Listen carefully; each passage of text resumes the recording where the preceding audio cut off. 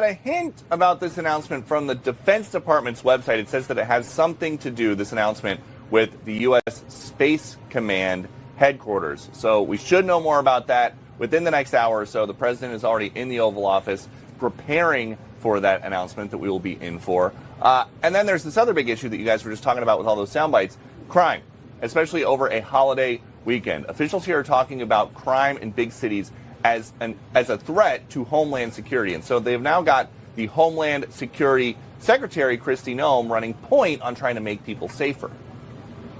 I was a governor for many years, so I recognize the responsibilities that you have on your shoulder when you're a governor. And I'll tell you, as a governor, when I had to make tough decisions and when I had disagreements with the Biden administration or challenges my people were facing, I called up the Biden administration. I went and talked to them. I asked for meetings. I fought for my people. This seems like it's more about Governor Pritzker's ego now rather than actually protecting his people. And President Trump has a message to blue state governors about his standing offer to send in the Guard. He says on Truth Social, it can happen and it can happen fast. Work with us. Mayor Bowser's ratings have gone up in a short period of time, 25%. And the people of D.C. are thanking her for stopping crime wherever she goes. It is not a miracle. It is hard work, courage, and being smart. The president suggests that sending the Guard in is common sense, but there are Democrats more worried about the dollars and cents. I respect Mayor Bowser, and I'm glad that the trend that she has seen over these past few weeks has continued the downward trend that D.C. has seen over the past year. That's wonderful. The idea of introducing the National Guard into every major American city, it is not sustainable, particularly when you're looking at the cost. And so we expect to hear a lot more about this if the president takes Q&A after his big announcement, which 99% of the time he does.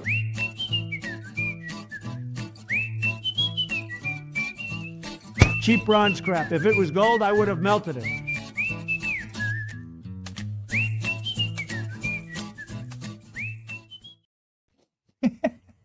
Okay. This is the White House, the reference of that meme. And welcome back, ladies and gentlemen. President Trump will be live shortly from the Oval Office to make a Pentagon announcement.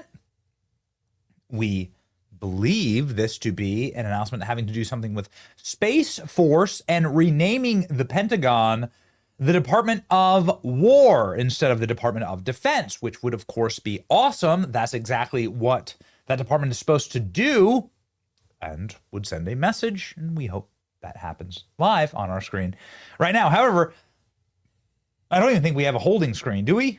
Boys, do we even have a shot? I'm not sure. I can't even show you like an empty dais or anything like that. This is all we have right now.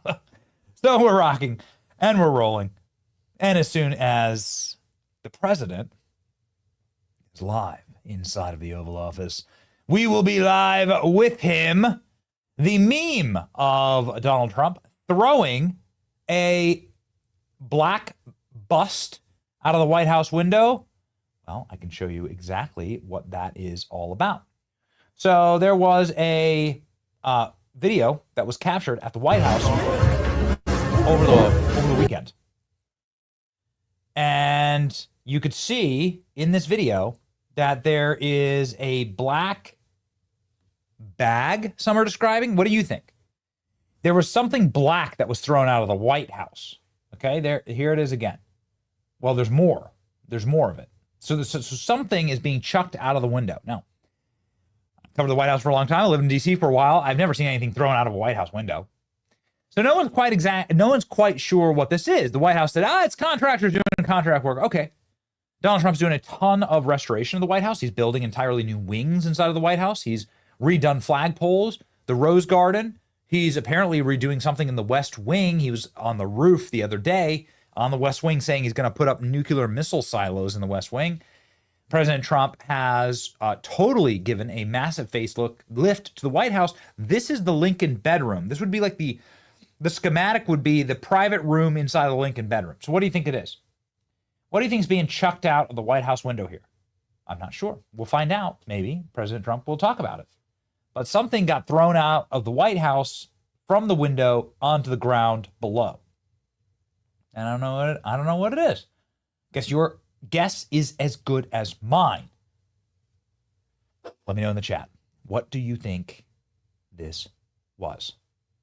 All right, ladies and gentlemen, there is some major changes that will be happening at the White House.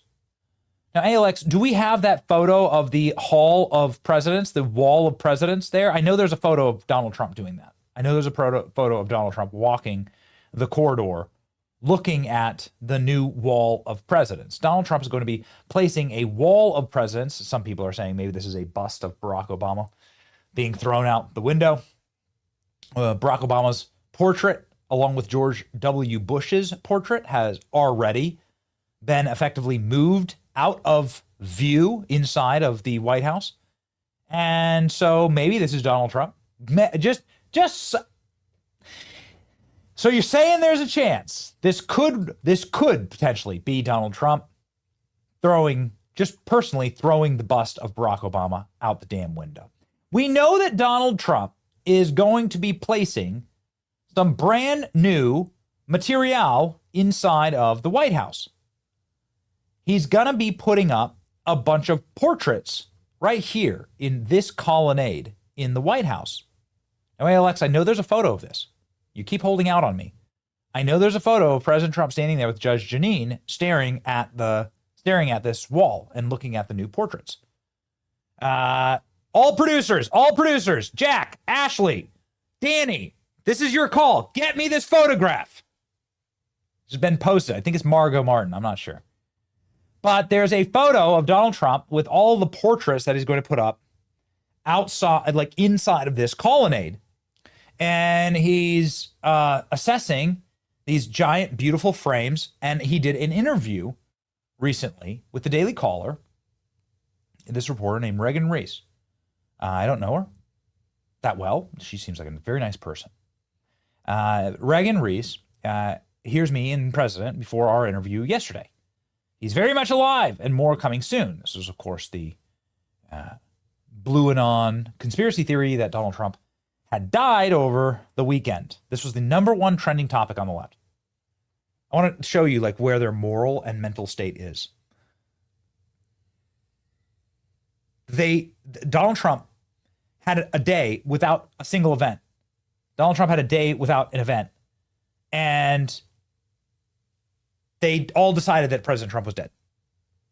That's where their brains went. They're sick puppies, ladies and gentlemen. But President Trump has announced what he is going to do on his new Wall of Presidents, on his new wall, his new colonnade of presidents right here. It's going to be very, very interesting. He says that he's going to replace a photograph of Joe Biden with a photograph of an Autopen portrait inside the White House Wall of Fame gallery. This is from the interview that President Trump did with the Daily Caller. How about that for American realism? President Trump hinted that he will troll ex-President Joe Biden with an Autopen portrait inside of the White House gallery he's calling the Presidential Wall of Fame, according to a report. The two-time commander-in-chief shared his plan to mock his predecessor with a portrait featuring a notorious Autopen in a newly conceived Presidential Wall of Fame that is being constructed right now inside of the Rose Garden. It's a decision that I have to make. We'll put up a picture of an Autopen, Trump told the Daily Caller in an exclusive interview published on Monday. He then shared the publication, a mock-up of what the Biden he showed the publication a mock-up of what the Biden Autopen would look like inside of the special gallery. I got to do it, Trump said. Same picture, but black and white. Yeah. And I'm not going to use the one with the smile. The outlet did not publish the photo of the mock-up, share details of the appearance, but Trump himself predicted that it would cause quite a stir. Okay, let's read the direct. So it looks something like this. Here's the Autopen machine. Let's read the direct quotations here, shall we? So this is from the interview. It's just a written interview, President Trump and the Daily Caller. See what they're doing outside of the Rose Garden? Putting up beautiful mirrors. Did you see the mirrors out there? Did you? No, I haven't, says the reporter. What we're doing is called the Presidential Wall of Fame. Oh, yes. I see. There it is. Thank you. Goodness gracious. Okay, thank you. Okay. So this is, let me just give you some context here. Yes. Let me give some thank you. Here's some context. You can see here, if you zoom in on the photo, you can see that those are two portraits. It looks like George Washington, potentially, a George Washington and a Thomas Jefferson portrait that are being placed and hung there. And then you have Judge Jeanine standing there with President Trump. And then you have Donald Trump there observing what's going on. And then you can see here Judge Jeanine and Donald Trump together on what will be the presidential wall of portraits. And you can see how many portraits there are going to be. There's going to be a lot. Maybe there's going to be 47. I'm not sure. I haven't counted, but it looks like 47 potential portraits. Good. Thank you, producers. I knew I wasn't going insane. I knew I'd seen these photos somewhere. Okay, good. So there's going to be potentially 47 different portraits of 47 different presidents. Okay, so let's go back to the interview. Thank you. Oh, yes, I did see this. Trump, come on. Want to go watch? Yeah, let's go see. Trump and Reese walk out of the Oval Office into the Rose Garden for several minutes while Hotel California plays in the White House speakers. Reese, you're going to put one up of President Biden, too? Trump, okay, show it. Trump, isn't it an interesting question? I'm curious. Trump, and I'll listen to you, too, because this is a decision I have to make. We put up a picture of an Autopen. Oh, that's hilarious, says the reporter. Yes, we will put up a picture of Joe Biden as the Autopen, says President Trump. Maybe President Trump, in the press conference that we're about to listen to from the president inside the Oval Office, will show us this photo because he shows the reporter the photo. Trump shows Reese, this is the reporter, what the Biden Autopen portrait will look like in the Rose Garden. Probably will be a photo of Joe Biden plus the Autopen. Trump, what do you think? Reese, I think you've got to do it. Trump, I got to do it.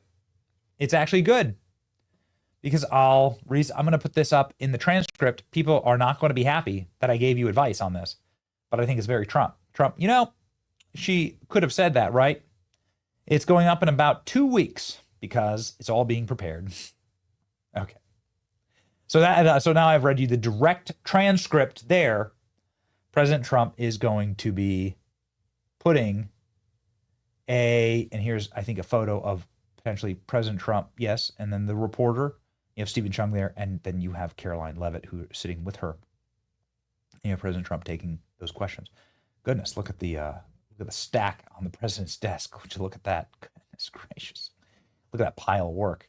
One of them is the Biden Autopen, apparently. So this is what the president is going to do.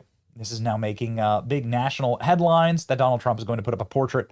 There's going to be all the portraits of all the presidents, and then it's going to be a photo of the Autopen. What did the former president direct versus what he did not? One Trump administration official question. The only time a legitimate use of the Autopen would have happened is if the president said he wanted something done or he wanted something, asked for his approval. In an interview with the Daily Caller, Trump further commented on Joe Biden's presidency and his dire prostate cancer diagnosis, which was revealed in May. He didn't win the race. He lost badly. He is a horrible president. But can you imagine? He says he has stage 9 cancer. What was that? 2 or 3 months ago. Stage 9. I've never heard of that more than stage 4. Stage 4 is the highest ever. Stage 4, you're dead, says Donald Trump on Joe Biden. It's not clear that the presidential wall of fame will be constructed and unveiled. It's not clear when, correction there. It will be constructed or unveiled. But the administration has made it a priority to revamp the White House grounds the first year of the term. $200 million has been spent on a new White House ballroom and also new Rose Garden, also a new West Wing. President Trump was observing the West Wing and walking on the rooftop. Also new flagpoles, and so on. And so this is what Donald Trump's going to do to troll Joe Biden and have the final last laugh at the White House. The two of them will face off when Joe Biden gets an official portrait. We'll see. This is what Donald Trump has shared on social media before. He shared this meme before. Will it look like this? Again, unfortunately, we don't have the photo that he showed the reporter. It was just a written interview with a singular photograph of the interview going down.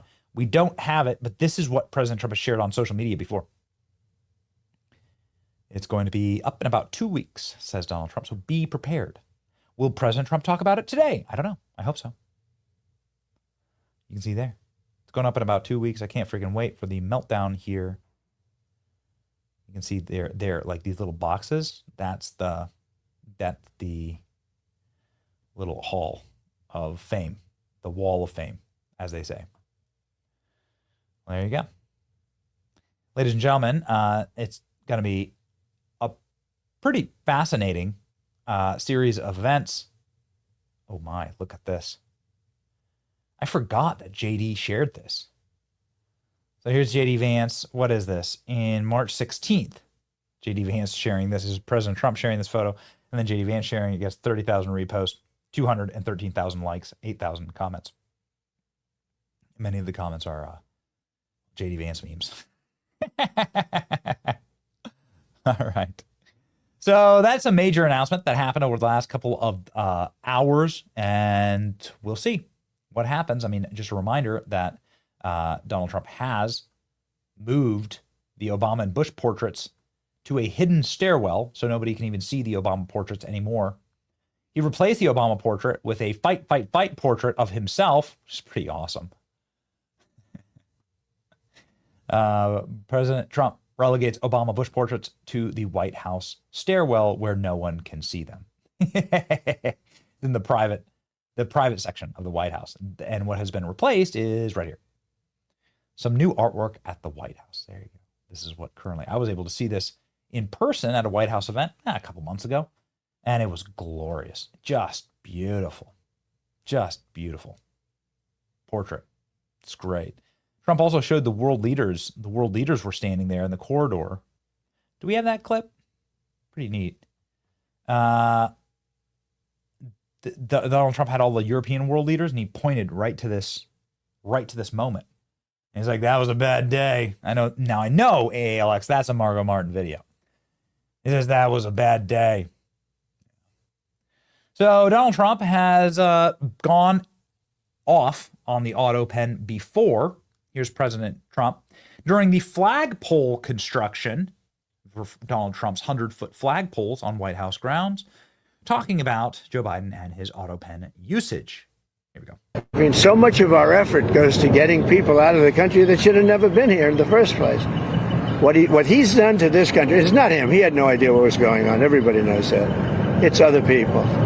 It's Lisa and this one and that. All these people, all this scum that was around the Oval, the Oval Office or around the beautiful Resolute desk telling this guy, here, do this, do that, and not even telling him. They just go over to the Autopen and sign whatever the hell they wanted to sign. Because say what you want about Biden. He wasn't for open borders.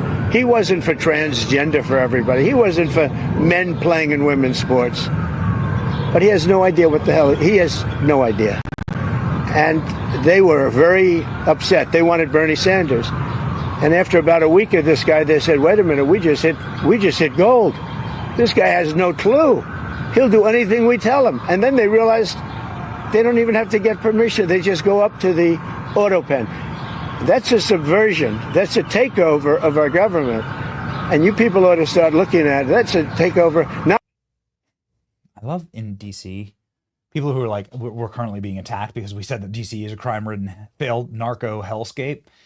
I love how every single clip, not some, not a few, every clip in DC always has wailing sirens. Always. Because per capita, it is the single most dangerous capital city in the world. There are so many murders. There's so much death in DC. I witnessed some of it. So I just a little aside there. I love how there's always a wailing, shrieking, screaming siren in Washington, D.C. whenever President Trump is doing a press conference like that. James Comer is looking into the Autopen. Final thing on this Autopen. I think it'll be funny. I can't wait for the president to unveil this. I hope he does it live with us right now.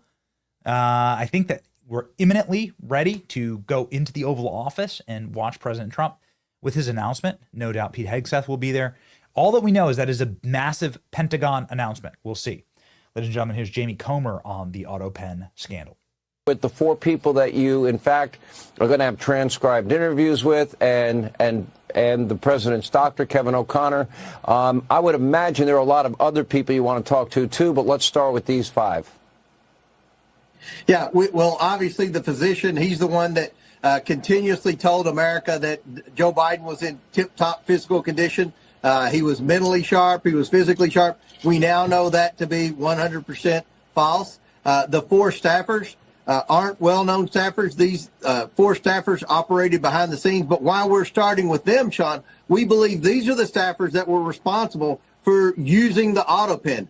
Someone got documents and manually placed them in the machine and pressed the power button to sign Joe Biden's signature. That was not Joe Biden. That was done by staffers. That would be done by any staffer. So we believe and have good reason to believe these are the 4 staffers that were responsible for that. We want to ask them, who gave you the authority to use Joe Biden's signature? And we'll go from there. Obviously, we believe that some of the names like the chief of staff and perhaps the first lady were involved in a lot of the decision making. If that's where the trail leads, then we'll bring them in as well. But we're going to get answers to all the questions that every American deserves answers to.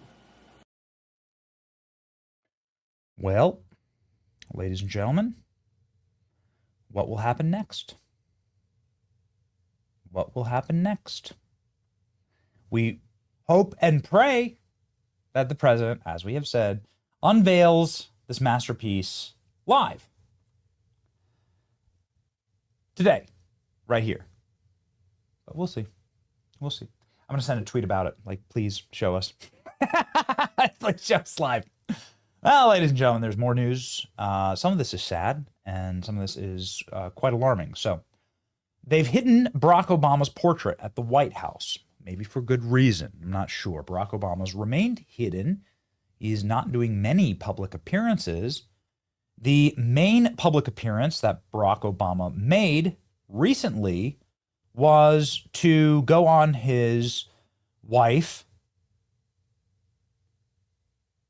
Michelle's podcast.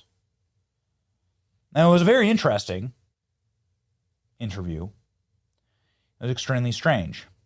But the strangest part is Barack Obama demanding that every straight man have a gay best friend. Here we go. Bring a gay friend. I had a gay professor in college at a time when openly gay folks still weren't outlawed, who became one of my favorite professors. You need that.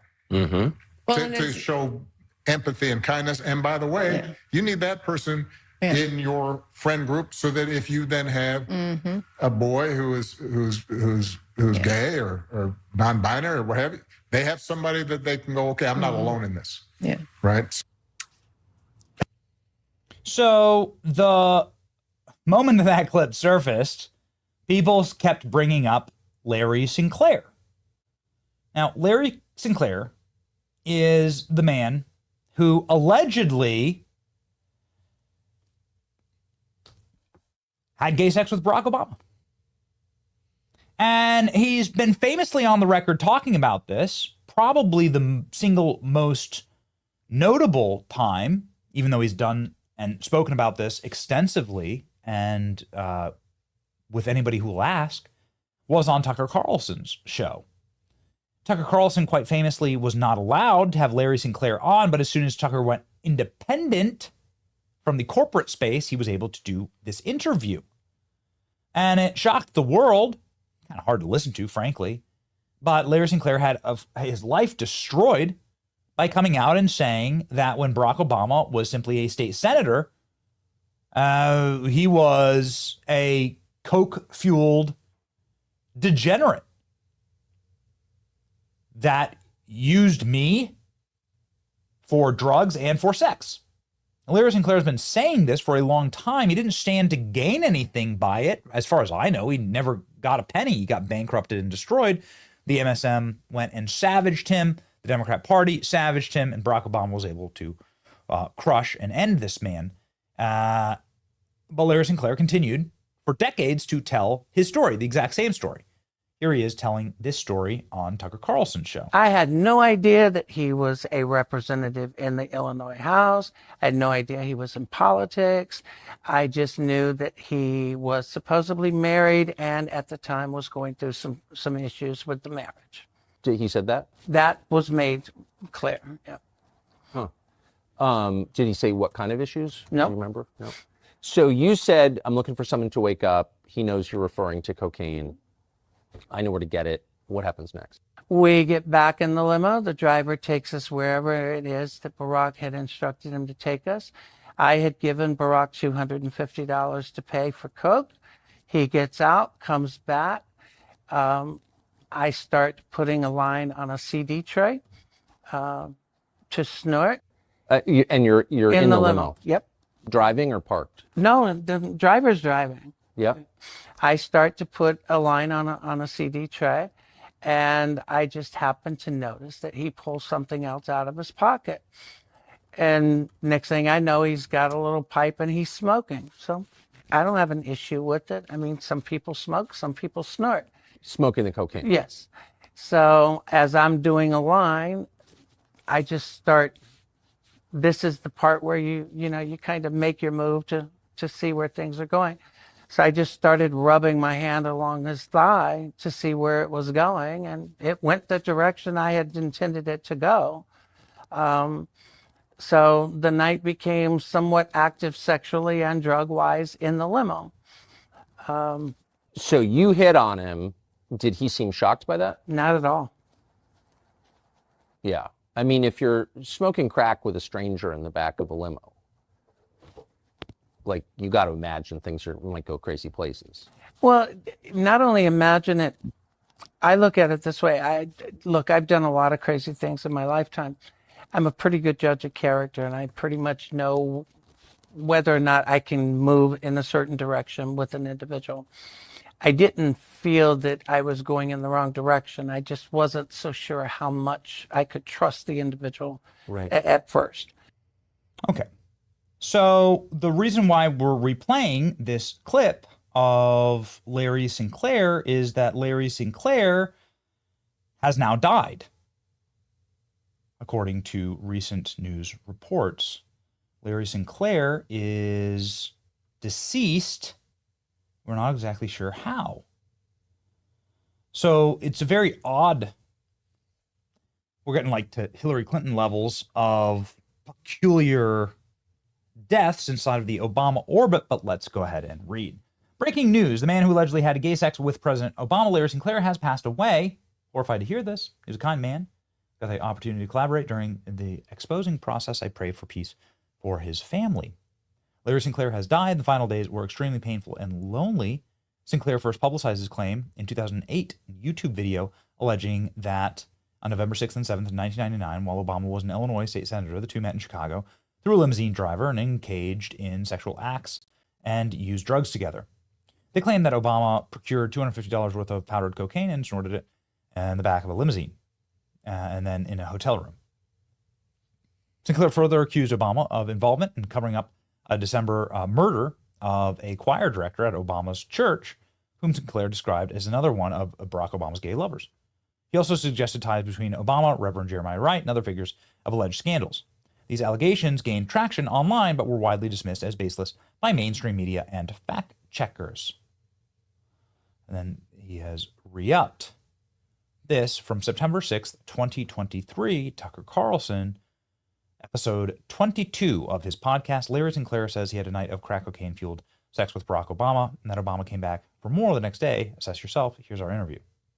This was seen by 40 million people, 69,000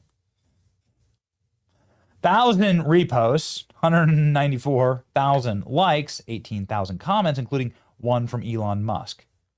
Cue domino meme from Jack Ryan at a Parasex club to the alleged Obama drug-fueled gay orgy. Uh-oh. Well, there we go. Goodness gracious. Okay. Stay safe, Tucker. Yeah, that's exactly right. Okay. The memes get out of hand. Larry Sinclair, this is his account on X, Larry Sinclair has been on our show, and this is the first that we're hearing of Larry Sinclair's passing here.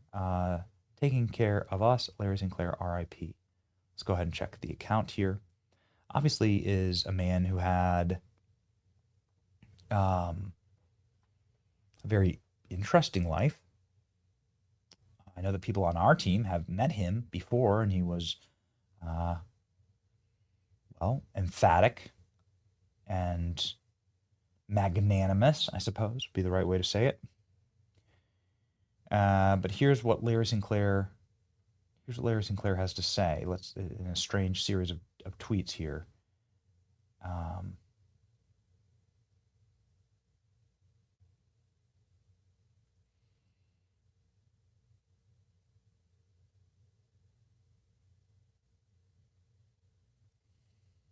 Because it starts here. Yeah. Okay. There's got to be a better way. They didn't thread it, so they put it up on a. Larry Sinclair, smart and funny guy, a person with a big heart, always gave more than 100% to anybody who needed anything. A person who wouldn't think twice to put food on your plate before him. A person who never judged no one. Instead, he would do anything on his hands to protect you. I always had different words to describe him, always found ways to say who was Larry. But right now, any words I find I want to use feels super short and not big enough to feel and the empty space left on Earth. Larry was going through a rough patch in the past few weeks that through time got him sicker until last Tuesday. I wasn't aware that he was sick. He unfortunately passed away. I'm taking the liberty to tell his friends on this website. I'm trying to find the correct words to say this and put but it's hard to just know he won't be here no more. Larry, you will be remembered, not just by us, but all those friends, people who always looked up to you. You are always going to be remembered in the hearts and life. Now those who wished you bad or envy you at one point, they're going to hate more than that. Your bright star above in the sky, taking care of us, Larry Sinclair. Okay, so posted not in a Twitter thread, but in sort of a just breaking it up and posting it just makes it non-linear. But this is the R.I.P. Larry Sinclair, who was, I guess, struggling and then got sick and then died. Well, there we go. This on the heels of Barack Obama announcing that every man needs a gay friend. Strange that. Larry Sinclair obviously was relatively active on social media. Thank you, Tucker, for making me finally realize it was time to finally tell the whole story from beginning to end, hold nothing back. So this was Larry Sinclair. He was also on our show. He's also been on our show. And this is Tucker Carlson talking about his experience with Larry Sinclair. Again, ladies and gentlemen, we are awaiting President Trump live inside of the Oval Office, but finding some things to chit-chat about. Here we go. Love and know really well. And the media is too, by the way. I mean, the media is reporting on government, but it's also dependent on government. You know, in 2008, it became really clear that Barack Obama had been having sex with men and smoking crack.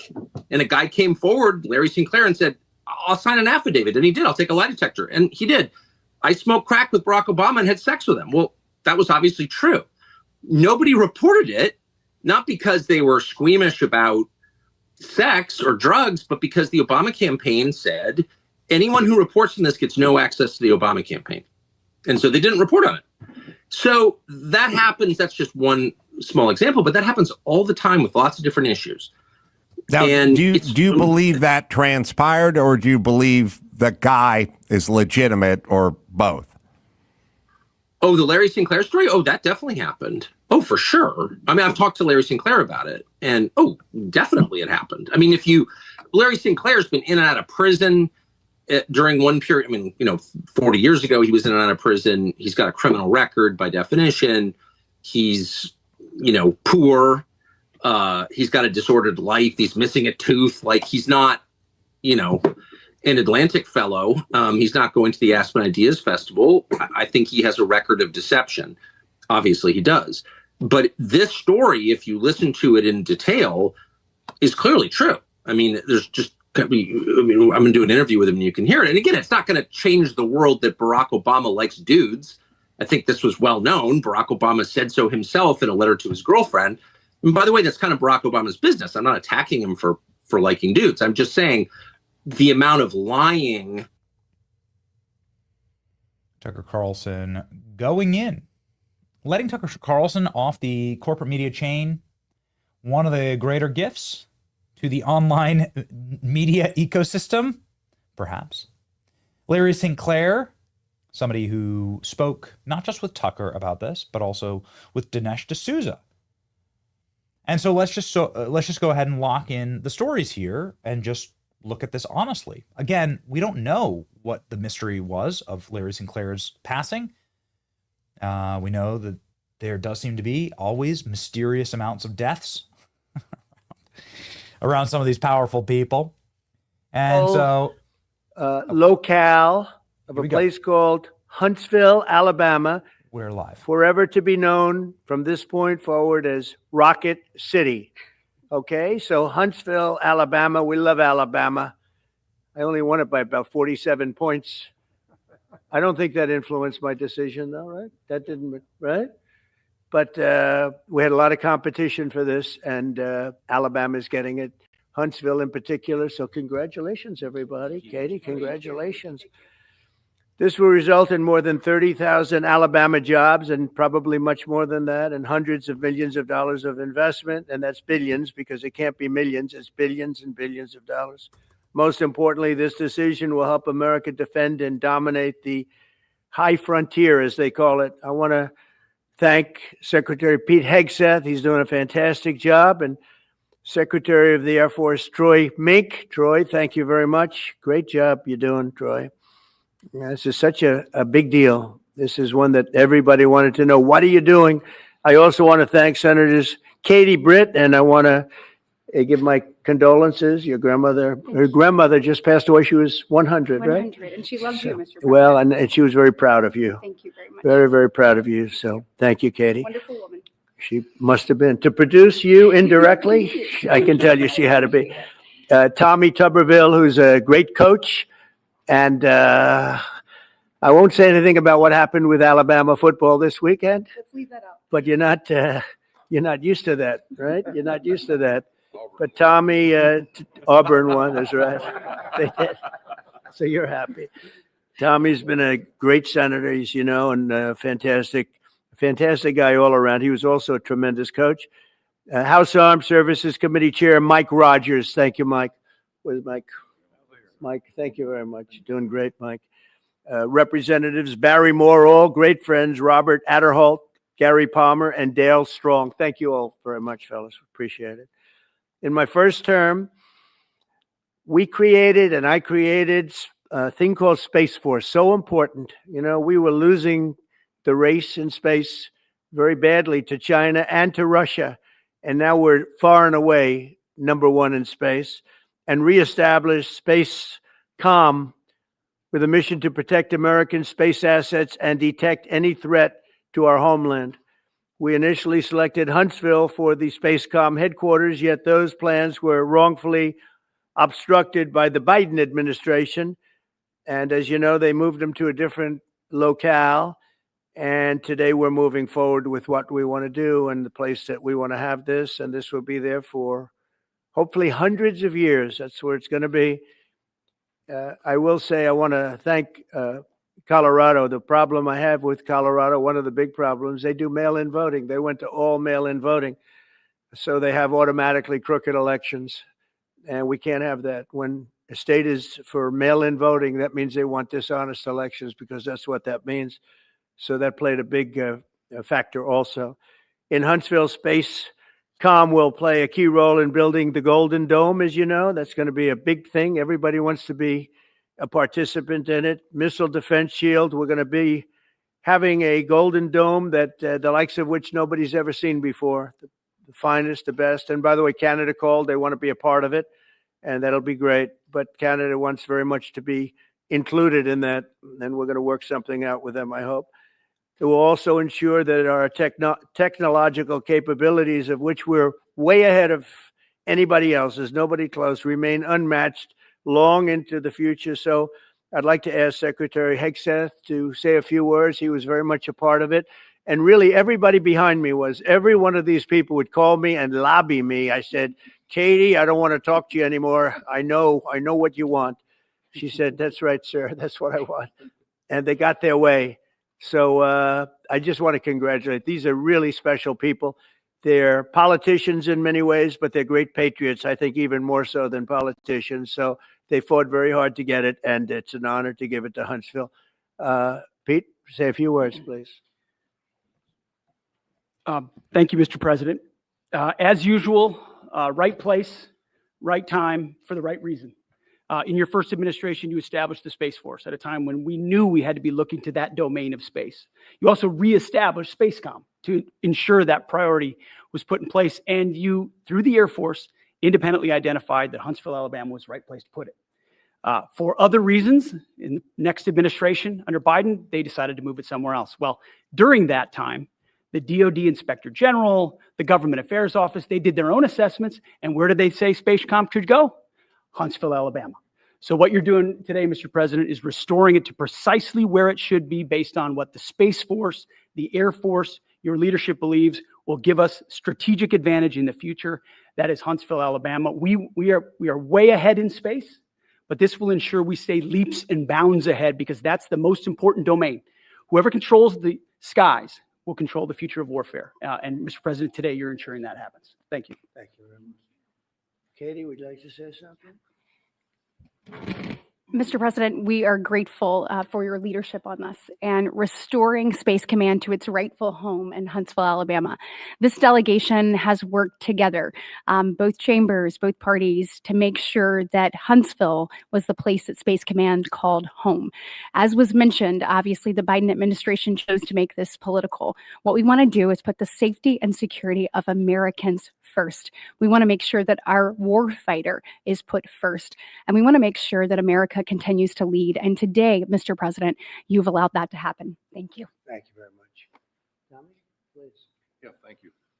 Thank you, Mr. President. This is a great day for our country, not just for our state of Alabama. We need help in our military. We need to catch up. And as Secretary has said, we're not behind in space, but we know where we're at, and we need to expound on that. Now, this move will save the taxpayers $480 million. It's not going to cost more. It's going to cut $480 million. We have the plans intact. It'll be behind a secure wall in Huntsville, Alabama, at Redstone Arsenal. We have 40,000 people there. We have the FBI there. We have missile defense there. We have NASA, Blue Origin, and SpaceX. It is the perfect place for Space Command. I would tell you today, and I've spoke with the president for the last 3 or 4 years about this. If I thought it needed to go somewhere else because I understand the security of our country, I'd be for that. But the best place for Space Command is Huntsville, Alabama, because what we have and what it means to this country is going to be so important. So thank you, Mr. President, for this, and we look forward to building a huge Space Command and having the Donald J. Trump Space Command Center in Huntsville, Alabama.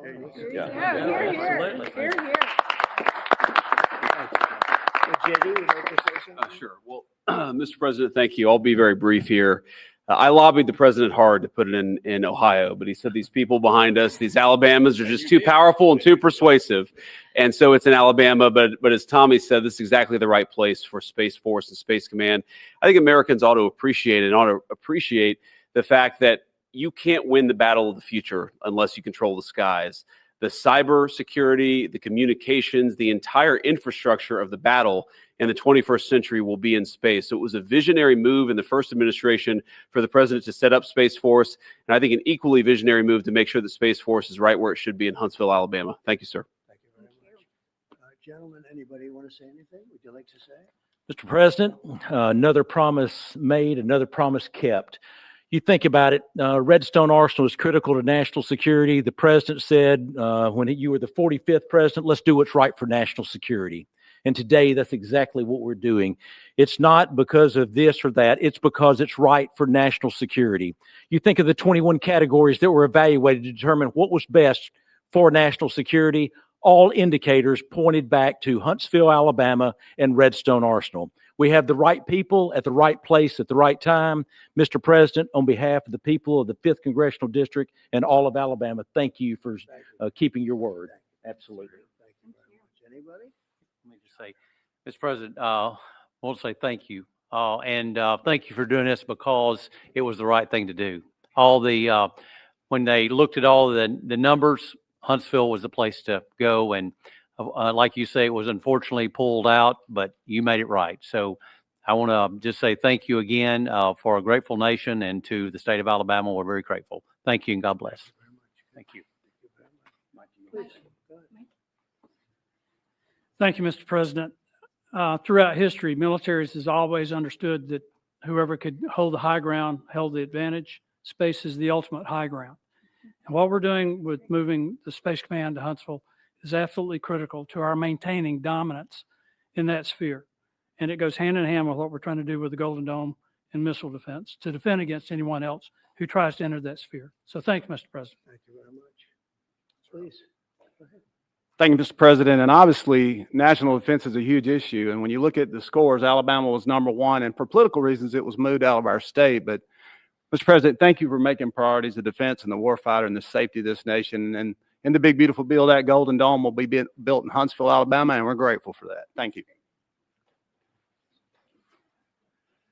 Listen, as chairman of the Armed Services Committee, I care very much about what's most important for our national security. And the president held a nationwide competition to determine where we should have this command.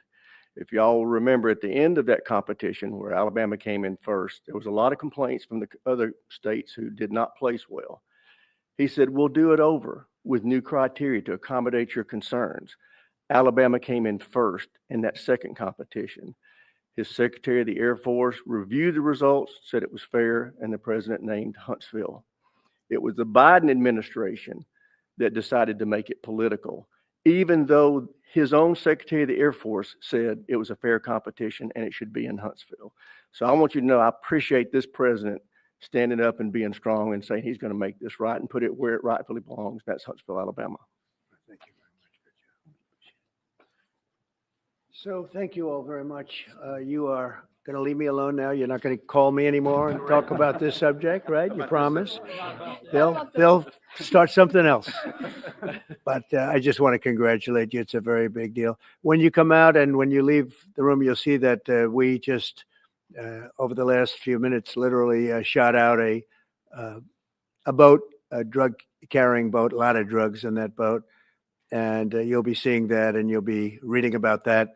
It just happened moments ago. And our great general, head of the Joint Chiefs of Staff, who's been so incredible, including what took place in Iran, knocking out potential nuclear power for a long time to come. I think within a month they would have had it. We didn't do what we did.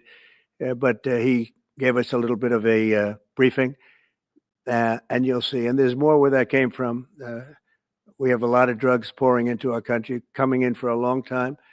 And we just, these came out of Venezuela and coming out very heavily from Venezuela. A lot of things are coming out of Venezuela. So we took it out, and you'll get to see that after this meeting is over. Do you have any questions, please? Yeah, please. Senator Cumberville talked about the cost savings Yeah. associated with this announcement. Can you talk about the strategic benefits by having Space Force Command headquartered in Huntsville? Well, it just works because we have so much else there. And having a central, you could call it a central command, but it really is a command station. Also, even locationally, where it is, and when you think about flying distances, if you can save a half an hour as fast as some of these planes go and things go, and even the rockets go, if you can save by having the best location. So we went out, as you know, to experts, and we had 4 different groups of experts. They all said this was the best location. I also loved it from the standpoint, I know the people of Alabama, they are great people, work hard, and there's no games, and they're very proud of it. And I would say they fought harder for it than anybody else also. A lot of states, 5 states really wanted it, but they wanted it more. And I kid you not when I say that these people, they spoke to me a lot. That's all they wanted to talk about. They didn't want to talk about the weather.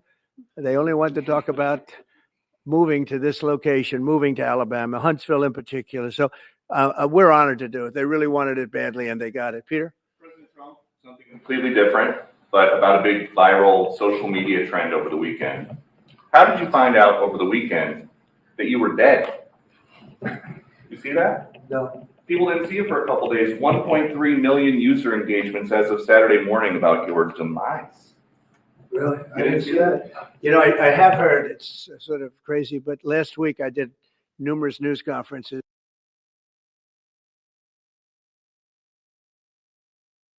It was all successful. They won.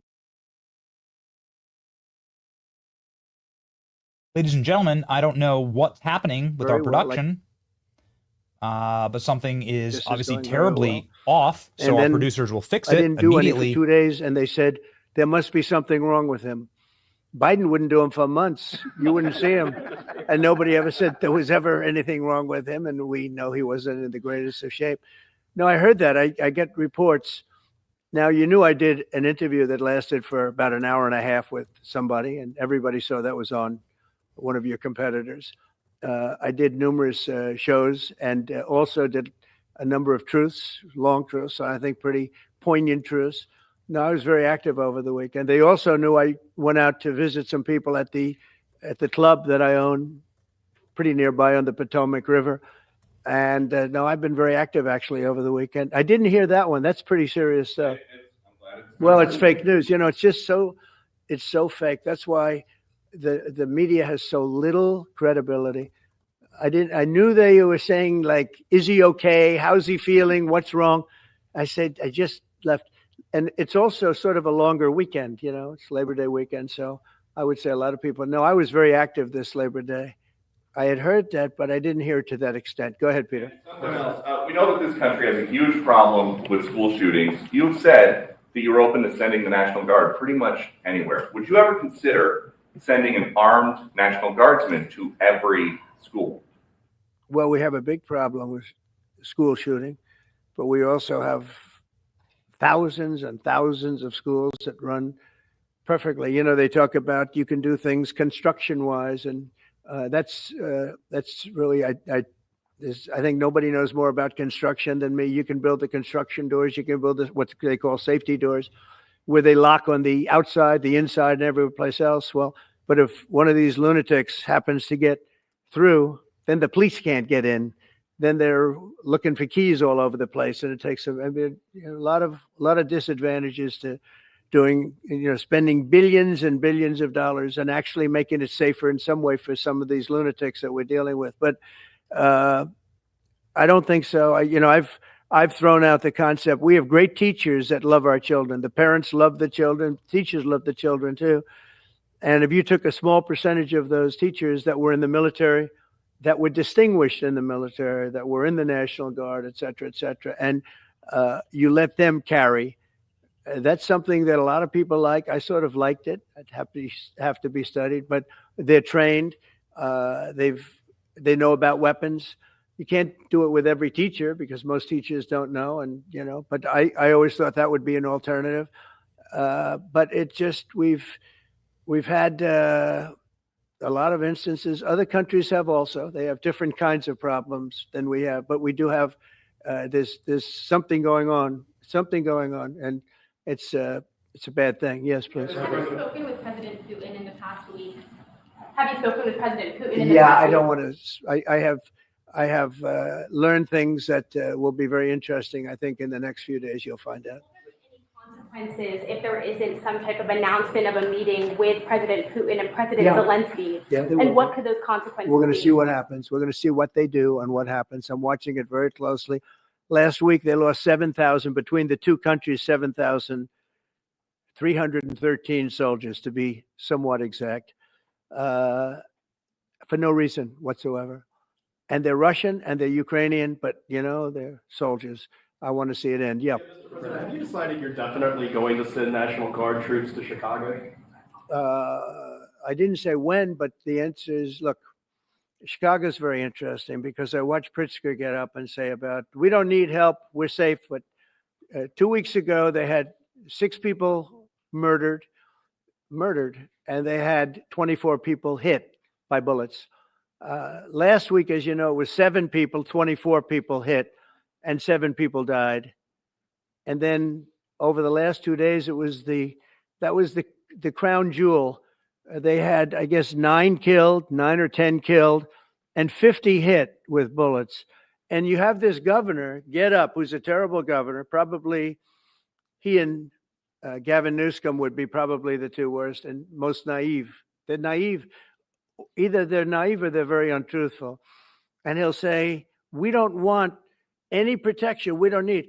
So in the last 3 weeks, he's lost almost 20 people killed.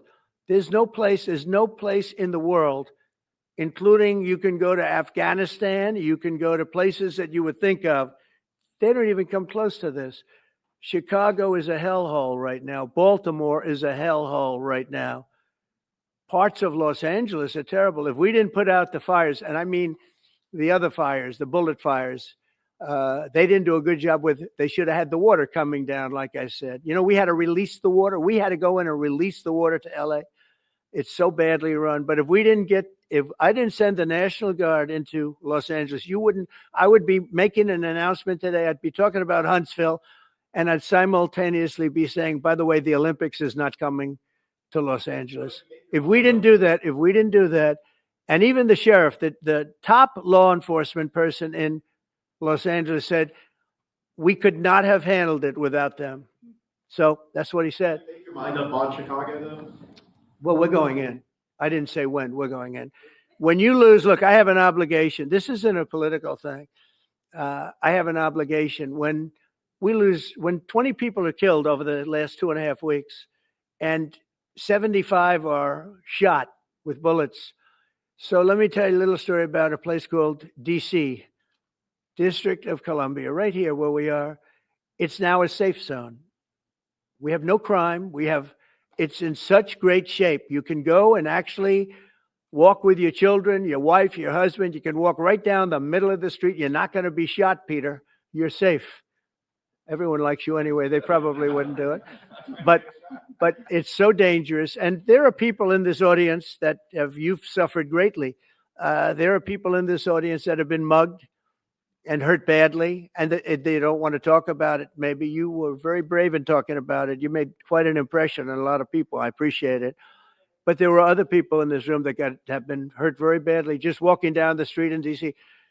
Washington, D.C. is a safe zone right now. It's a safe city.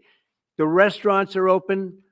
They're booming. You can't get a restaurant. New restaurants are announcing that they're going to be open. This took place in 12 days. Now it's 15 days, but 3 days ago, it became what's known as a safe zone. It's a safe city. And this city was really bad, really, really bad. We took 1,600 people out, hardcore criminals that will not be coming back anytime soon. And we're very proud of it. You know, to have our nation's capital lose every week, you know, it was like years, many years where every single week somebody was killed for many consecutive weeks. This went on for years. And then we had last week, it was announced that nobody was killed last week. And I made that announcement in front of a very distinguished leader of a country. And I'm saying proudly, ladies and gentlemen, nobody was killed in Washington, D.C. this week. He looked at me like, what's that all about? I say, yeah, we have a little bit of a crime problem, and we don't have a crime problem in Washington anymore. And the mayor has been very helpful, and the police commission has been very helpful, and it's been a great team. And I would love to have Governor Pritzker call me. I'd gain respect for him and say, we do have a problem, and we'd love you to send in the troops, because you know what? The people, they have to be protected. I saw today on one of your networks, not a friendly network, except really the opposite, I would say, very unfriendly network. And they interviewed about 12 people on this morning. Most of them were African American, who were black. And they were saying, please, please, please let the president send it. These were people from Chicago. Please, we need help. We need help. We can't walk outside. We're petrified. if the governor of Illinois would call me up, I would love to do it. Now, we're going to do it anyway. We have the right to do it because I have an obligation to protect this country. And that includes Baltimore. I saw where Governor Moore was asking me to take a walk down the street of Baltimore. Well, Baltimore is a very unsafe place. It's rated number 4 in the city, one of the most unsafe places anywhere in the world. But, we took care. This was a beautiful thing that happened in Washington because we showed that it could be done. And this wasn't just sending big, strong guys, and they are big and they are strong. We had a great decision from the Supreme Court that had to do with sort of talent. It had to do with you are put down based on merit. You can hire based on merit. So merit for a soldier or for a policeman is strong, physically fit, having a certain ability, not a person that is woke and got the job through woke, but wasn't strong enough to lift a gun out of the holster, et cetera, et cetera. No, I looked at the police. As you know, last week I went over, we had a meeting there had to be 300 people, and they were all very impressive looking. And when the bad guys see them, they're not going to do a thing. And so I'm very proud of Washington. It serves as a template, and we're going to do it elsewhere. But Chicago is certainly going to be high. I would love to have him call. I would love the governor of Illinois. I'd be honored to take his call. All he has to do is say, sir, we need help. It's out of control. And everyone knows it is. He's not kidding anyone. I would love to have, I would say, Governor Moore call, because I watched him over the weekend trying to explain that Baltimore, what they need is housing. No, they don't need housing. They need to get rid of the criminals. These are hardcore criminals. We took many people off the streets of Washington, D.C. They're hardcore. They're not going to be good. In 10 years, in 20 years, in 2 years, they're going to be criminals. They were born to be criminals, frankly. They were born to be criminals, and they're tough and mean, and they'll cut your throat, and they won't even think about it the next day. They won't even remember that they did it. And we're not going to have those people. Washington, D.C. is now a safe zone. It's a safe place. And you can walk, Katie, you can walk right down the street with, by the way, one of the biggest human beings I've ever seen, which is her husband. He was a football player for like 11 years in the NFL. He's a big person. But big doesn't mean anything when they have guns and when they have knives and everything else that they have, right? But you can walk right down the street, even by yourself, and you're totally safe. Washington, D.C. is a great thing. Yes, ma'am, please. Calling on Democratic leaders across the country to work with you on crime. Do you see your efforts here in D.C., including, for example, working with Mayor Bowser here as a model for bringing more bipartisanship in matters not only with crime, but also issues that matter to everyday American people's lives? So Mayor Bowser's been great. She could have taken the thing, and then after I clean it up, they'll take credit for it. You know what they do is they take credit. Like, we cleaned up Los Angeles. We did a great job there. And it was overwhelming what was going on. And again, the police chief made a statement that we could not have done. There's no way they could handle it. You saw what was happening out there. It was going to be a disaster. We stopped it cold. If we didn't do that, would have been a very sad day. And remember, we have the Olympics, we have the World Cup, we have all these things coming, and we have 250, all of these things coming. But I watched Newsom get up and say he's doing a great. He's not. We're the ones that did it, and that's okay, whatever it takes. But the main thing is But he got up and said we did it. Well, he didn't want us there, and he's going to need us again because it's starting to form again. I see it. It's starting to form again. We have to maintain. It's like maintenance on an airplane. You can buy it, but you have to maintain it. And if you don't maintain it, a good plane becomes very unsafe very quickly. So it's an honor to do it. It's a lot of presidents wouldn't do what I'm doing. I don't need this heat. But when I watched television last night and I'm watching the news and I see that 9 people were killed in Chicago and 54 were badly wounded with bullets, I say, that's not this country. We have to do something. And I do say this, I say this very much. I'm not speaking to anybody but them right now. I would love to receive calls from governors and mayors saying they need help. We'll help them. We have a lot of people. We have a great force. We have a great military force. Pete will tell you that when I was running for office, when And this was a big headline. I think, probably got me a couple of votes. But you couldn't sign people in the military. Nobody wanted to join the military, the Army, Air Force, the Navy, Marines, Space Force, Coast Guard. We never forget Coast Guard because they've done such a great job. Never. But nobody wanted to join any of them. We were way below what we wanted. Every single one. The closest was the Marines, whatever that is. You'll explain that to me. But the closest was the Marines. But every service was way down, way down. And then I got elected, and our country is the hottest country anywhere in the world right now. Everybody's talking about the USA. They're talking about the job that we're doing. Everybody. We have the best economy. We have a very, very important decision being made by the Supreme Court because our country is the richest, the strongest, the most powerful. But if for some reason, some liberal court, I'm talking about the court that just ruled, where even an Obama judge voted in favor of us, which I gave him a compliment yesterday, as you know. I said that took great courage. But it's a liberal court, and it's going up to the Supreme Court, who I think have been incredible people. I think they've made very wise decisions. But the tariff question, because without the tariffs, this country is in serious, serious trouble. We've taken in almost $17 trillion of investment is coming in. Most of it is coming because of tariffs. And if for some reason somebody wanted to be politically correct, I actually think it's unpolitically correct. I think politically correct is to approve it because there's nothing so popular as what's happened to our country. Our country is doing so well. But we had a liberal court gave us a very shocking ruling. And that ruling is basically saying that the trillions of dollars that are pouring into our country, putting us in a position like no country is anywhere in the world, that they'd like to see us that taken away. By the way, a lot of the people behind that lawsuit, that particular, are from foreign countries. I might add.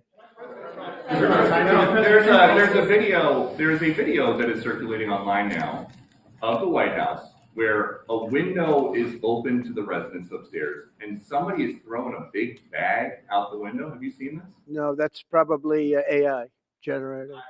So Actually, you can't open the windows. You know why? They're all heavily armored and bulletproof. So that's a fake video. Well, it's got to be because I know every window up there.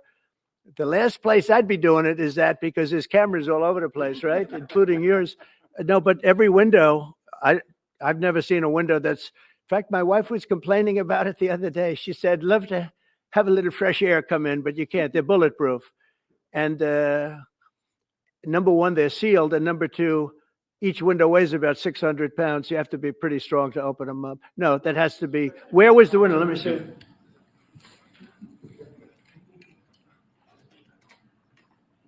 Maybe from the renovations. This is amazing. So this is Peter Ducey. It looks like this is on the 15th Street side, I think. So right Showing Trump.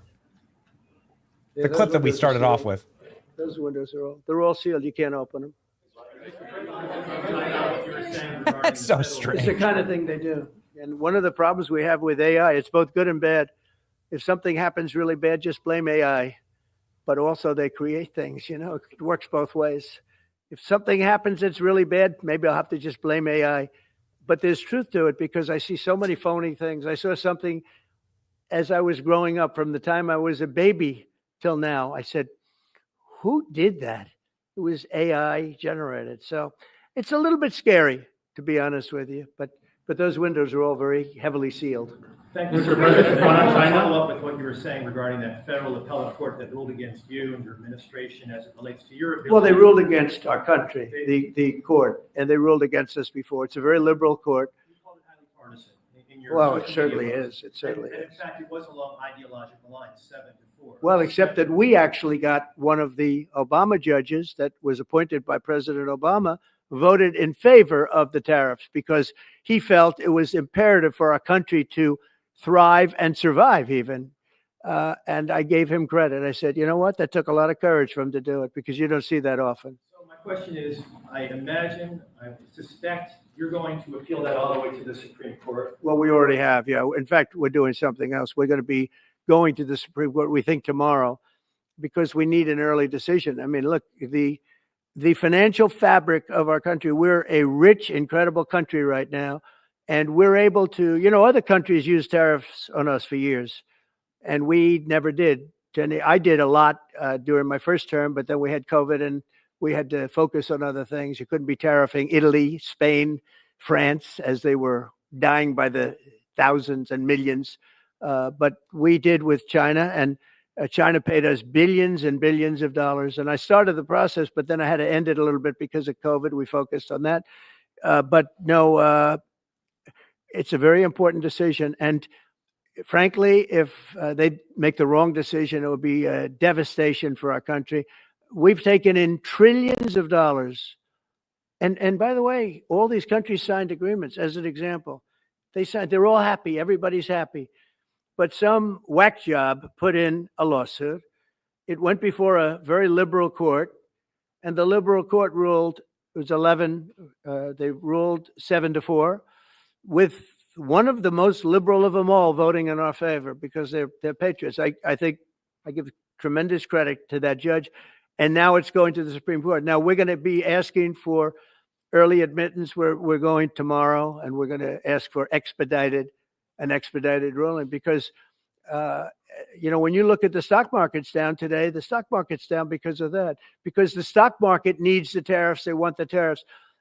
If you look at AI, all of those, all of that money that's going to be invested, trillions and trillions of dollars, the biggest thing, bigger than the internet, I suspect. It's the internet plus 3 or 4 other things combined. We are leading very substantially with AI. We're leading because of tariffs. We're leading because of talent, and this is where they'd like to be. But without the tariffs, we wouldn't have a chance because we wouldn't be able to protect those investments of the companies coming in. So if you took away tariffs, we could end up being a third world country. That's how big the ruling. So we're asking for an expedited ruling. As a backstop to that, President, you have a Republican-controlled Congress. You control the House. You control the Senate. Yeah, but we don't have 60 votes. We don't have 60 votes. I'd love to do that. Oh, if we had 60 senators, if we got the 60 votes, we would get them.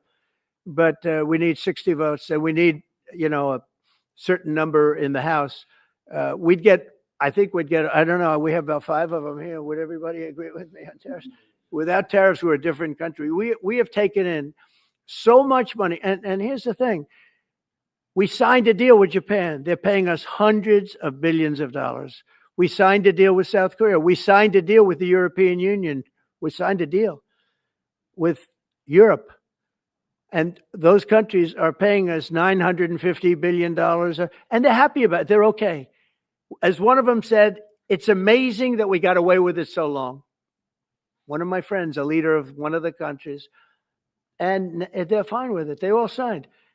If that ruling ever went against us, I guess we'd have to give back hundreds of billions. We would have to give trillions and trillions of dollars back to countries that have been ripping us off for the last 35 years. And I can't imagine it happening. On a legal basis, they have no legal basis whatsoever. But on a common sense basis, it would destroy America. Okay. You talked about controlling the sky. On Sunday, the satellite signal of Ursula von der Leyen's plane was alleged. With Ursula? Well, she had an interesting event. She's a tremendous woman. And so what are you asking me about her? NATO is concerned about in 92 about this. NATO is concerned about it. Well, nobody knows where it came from, but they did take away her ability to use a phone. Sometimes that's a good thing.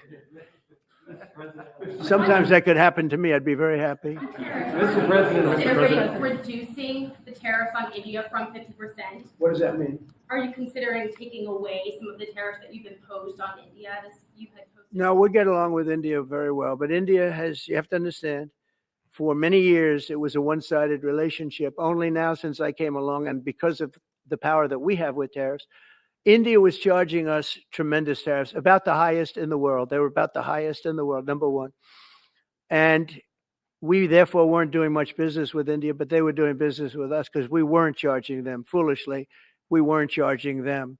So they would send in massive, everything they made, they'd send it in, pour it into our country. Therefore, it wouldn't be made here, which is a negative.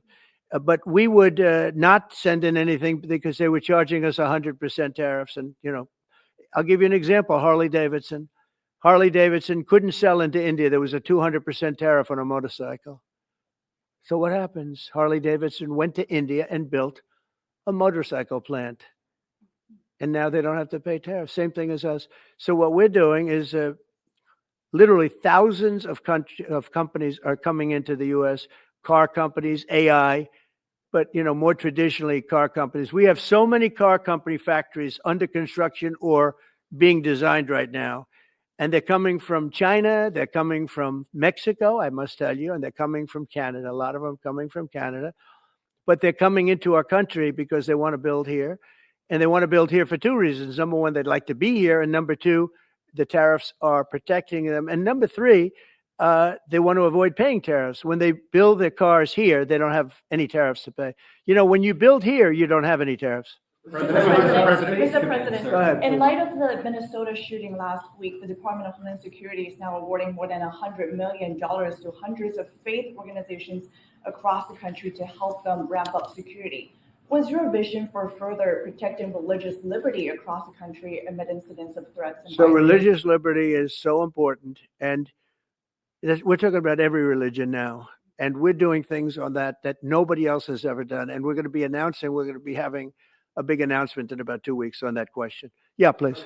On Space Command, sir, are you concerned that people may not be willing to relocate from Colorado to Alabama? No, I'm not worried. Then we'll get somebody else. Colorado. I mean, the problem with Colorado is they have a very corrupt voting system. Look, I have so many friends in Colorado. Anytime you have mail-in voting, you have corrupt elections. Very simple. It's very simple. Even Jimmy Carter said it with his commission. They set up a commission with him and Scoop Jackson and some people, highly regarded people. And they said the finding was, if you have mail-in voting, you will have corrupt elections. Well, your radical left governor decided that he was going to have all mail-in voting in Colorado. Once you have all mail-in voting, and for whatever reason, the Democrats cheat. And they cheat like, you know, they're not stupid. That's the only thing. They're no good on policy. They're no good on management. They're no good at government, but they're great at cheating. And they stick together too. I give them credit for sticking together. Please. Obviously, this is a big win for national security, moving this to Alabama. We all can agree with that. Big. Is there any idea of the economic impact this has on the state and on that local area? Katie, do you want to answer that? Look, I mean, Please go. this is going to be tremendous. I mean, the state of Alabama, what we've seen through this process is the worst of Washington. We've seen politics get in the way of what is best for the warfighter, what's best for national security.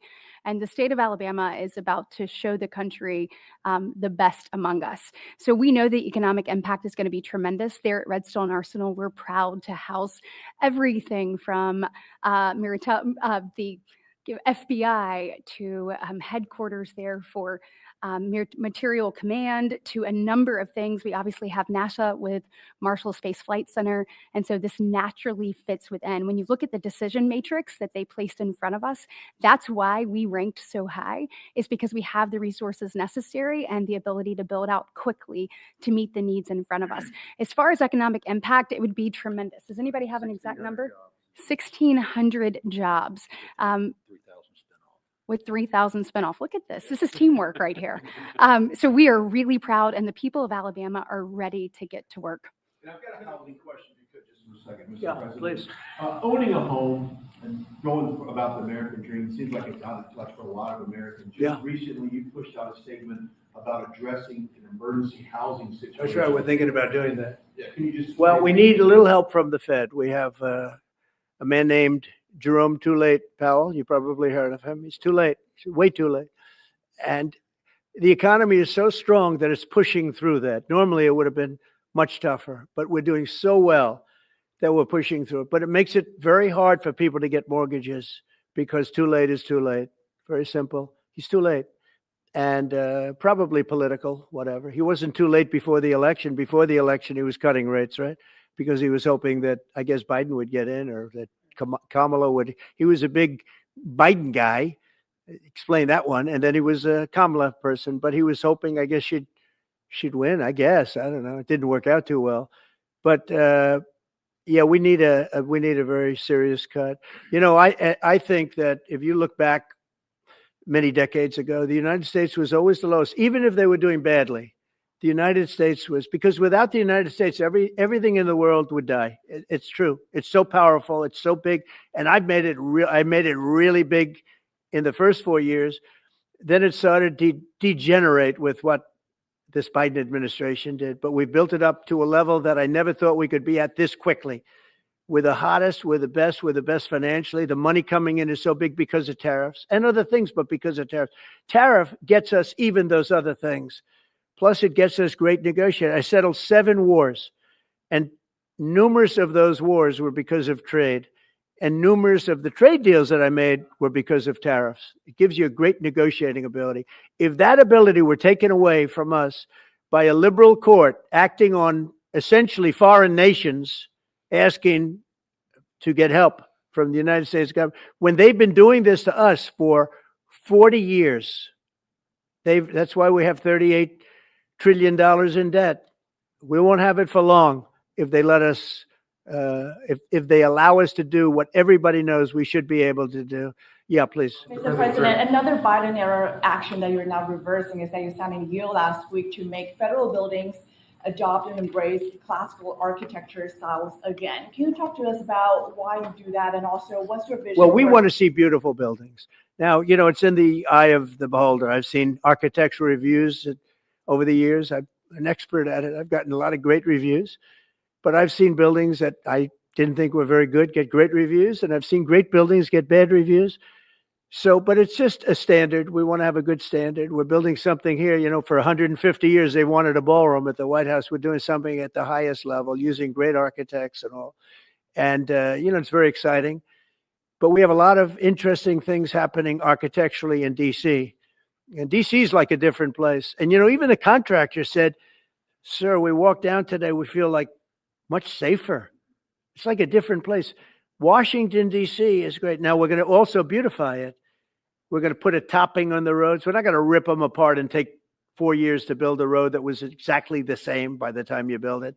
But we're going to put toppings. We're going to put new medians in. We're going to get the graffiti off. We're going to put tiles up in the tunnels where the tiles are missing. We'll do the whole tunnel instead of, you know, a little area where you see new tiles, old tiles that never look too good, but they could use it. You know, they've been up 50 years. They've served their duty. But we're going to make this within about a 20-mile radius from the White House. We're going to have this place spick and span. It's going to be crime-free, and it's going to be spick and span. It's going to be, you'll be proud of Washington again. Go ahead, please. Sir, China's having a massive military parade that President Putin and Kim Jong-un will be attending. Do you interpret that as a challenge to this? And are you concerned at all about those countries? No. Trying to be some sort of counterweight? Not at all. China needs us, and I have a very good relationship with President Xi, as you know, but China needs us much more than we need them. No, I don't see that at all, no. And I had actually a very good meeting with President Putin a couple of weeks ago. We'll see if anything comes out of it. If it doesn't, we'll take a different stance. The March today in California ruled that your deployment of National Guard troops to Los Angeles was illegal. Do you have any response? Well, it was a radical left judge, but very importantly, what did you not tell me in that question or statement that you made? Pretty much of a statement, I think. Well, I was asking for your response. No, you didn't say what the judge said, though. The judge said, but you can leave the 300 people that you already have in place. They can continue to be in place. That's all we need. But why didn't you put that as part of your statement? Because the same judge ruled exactly as you said, except the judge said that you could leave the 300 people that you already have in place. They can stay, they can remain, they can do what they have to do. Thank you very much, everybody. We appreciate it. Thank you. Thank you. Thank you very much.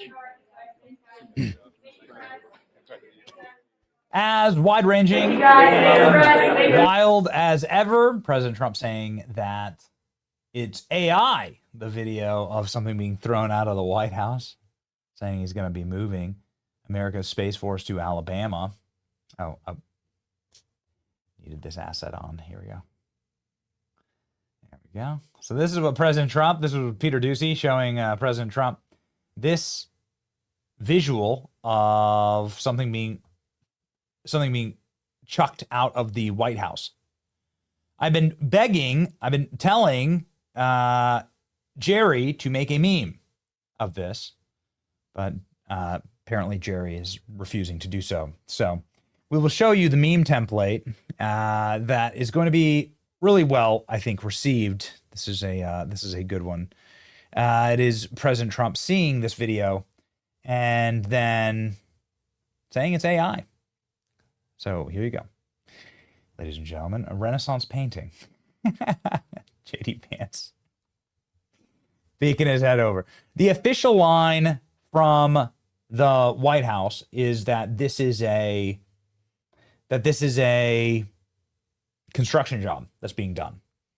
But it does seem very odd that some giant black object is being hurled out of the window. And it's very strange. And what we've said is that those windows are bulletproof and cannot be opened for security reasons. So then why is there something being chucked out of the window? That's just peculiar. I don't have any evidence that there's any deeper cover up there. But it is really funny when Donald Trump asks Peter Doocy to come wander over and show him the actual photograph. And I assure you, if this hasn't already happened, this will be the newest, hottest meme template in the world. Donald Trump getting a personal review of what happened inside of the White House. There you go. There it is. There was a lot of very important news that was made here. Obviously, the moving of Space Force to Alabama. This is a great decision. It's a power move. Colorado is a blue hell state, and Donald Trump saying that if Colorado has such rigged and corrupt elections, we're not going to be spending any federal dollars there, and coming down hard on the state of Colorado. And President Trump moving to the dark red state of Alabama, 30,000 jobs for Space Force. Will one of those jobs be meme maker with my Greta meme? Is it ready? I want to see it. President Trump was asked if he's dead. And President Trump apparently hadn't seen that trend, that it was the #1 trend on Earth, that President Trump had allegedly died. So it was kind of a funny.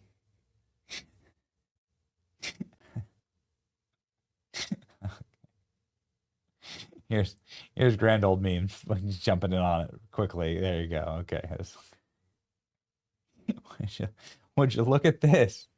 This guy in the back. I don't actually know which member of Congress this is. There you go. You know it. You know what's going to happen. Donald Trump saying that he's going to go into Chicago and that he's guaranteed to head into Chicago and that they're going to be sending federal troops there. That's also breaking news. President Trump saying that he loved what happened in D.C., that it's gone very, very well, that he's alive and well. President Trump looking spry and on his feet. Took 40 minutes of questions from the press. So Donald Trump very much alive. Haters down bad. Ladies and gentlemen, we're not a hater. We're a lover. And we love these memes and we await Jerry's version. It's the grand old memes version. We'll see Jerry's version, and maybe we'll play a compilation on the show tomorrow. That's all we have for this live. It's been an exciting day back. Huge wars with the New York Times. Donald Trump doing a couple hours of a press conference. And ladies and gentlemen, we're back at it. So let's just see. Jerry, you have one final shot here. I see Jerry's typing. Is Jerry sending his version of the meme or not? Let's see. We're live, so we might as well just check and think. Okay, all right, okay. But okay, here we go. We're gonna do our sad Trump on here. Oh, did you make this? It says grand old memes on it, Jerry. Oh, so it's a grand old. Oh, I see what you did. Okay, so you added grand old memes meme to the meme template. Meme inception. There you go. Memeception. All right. So 5. All right, 5. Cheers. There we go. Yeah, that's right. Jerry, are you outing yourself as grand old memes as well? Jerry, what you need to do is you need to ask the producers. Producers, send in the Greta photo. That's what they're there for, Jerry. Producers, what's wrong with you? Danny, Jack, ALX. I'm gonna start roasting everyone live. I just feel a little extra energy today. Ashley, get Jerry the photo of the new haircut for Greta. Give me that Greta photo. I gotta see that Greta photo. This is the most important photo on the internet right now. There's Jack. Thank you, Jack. So this is this. There you go. There's the.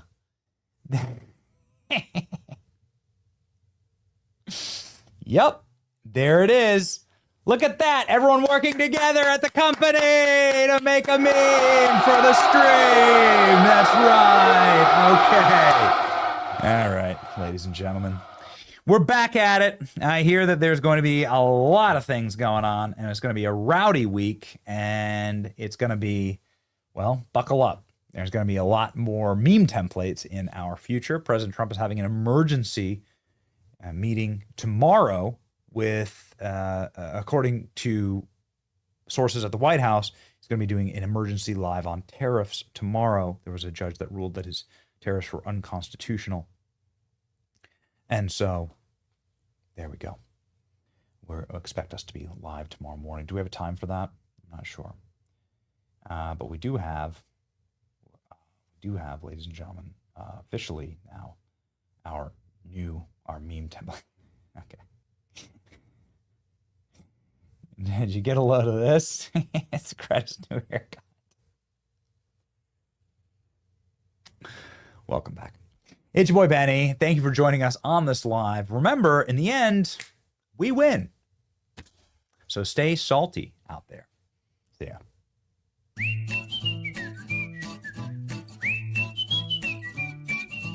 Cheap bronze scrap. If it was gold, I would have melted it. Hey, welcome to my borrowed falconry. You will with my borrowed falconry. So much democracy when you employer me. You want to win your next election. Can hurt you in your erection. So much democracy.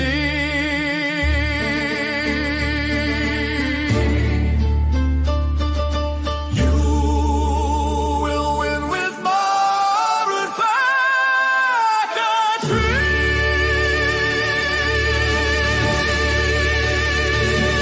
You put your ballot in.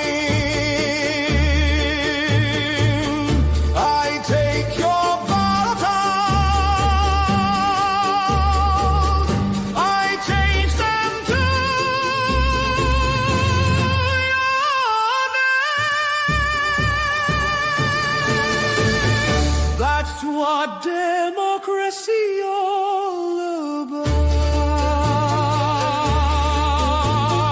In my borrowed falconry. In my borrowed falconry.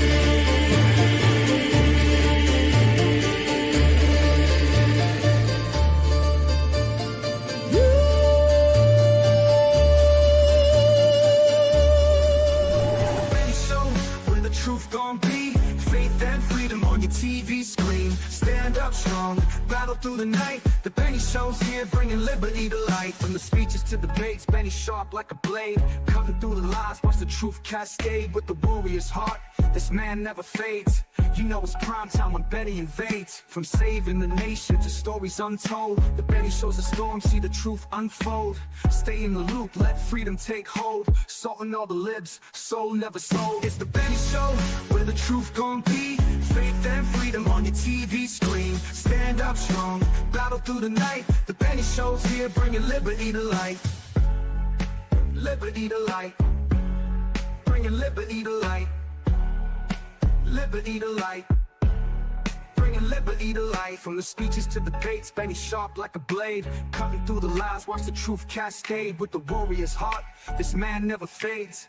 You know it's prime time when Benny invades. From saving the nation to stories untold, the Benny shows the storm, see the truth unfold. Stay in the loop, let freedom take hold. Salting all the libs, soul never sold. It's the Benny Show, where the truth gon' be. Faith and freedom on your TV screen. Stand up strong, battle through the night. The Benny Show's here, bringing liberty to light. Bringing liberty to light. Bringing liberty to light. Bringing liberty to light. Bringing liberty to light.